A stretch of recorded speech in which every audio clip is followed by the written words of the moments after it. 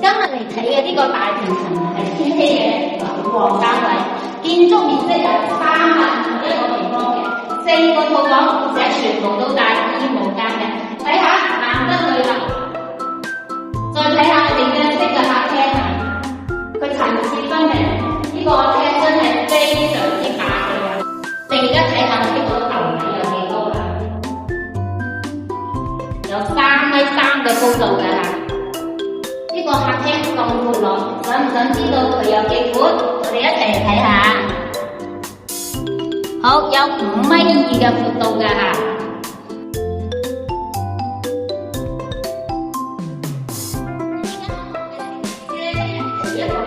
大家睇唔睇到呢個長嘅幾多？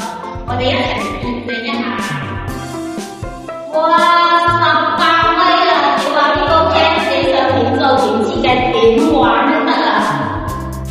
我而家跟住鏡頭嚟睇下我哋總統式嘅主人套房啊！有獨立嘅衣帽間，仲有我哋獨立嘅衞生間。最重要你睇下呢個景觀，無敵嘅高爾夫球景啊，係咪一流啊？仲有一個地方隱藏咗㗎，我哋一齊嚟睇下。呢個就係我哋保姆房，仲係套房設計嘅。再嚟睇下呢個雜物間，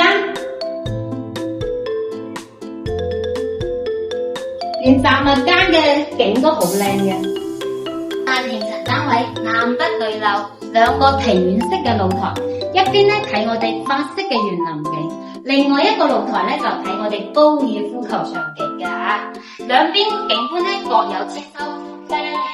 呢種大平層單位又想自己親手設計裝修嘅朋友仔，評論區留言啦！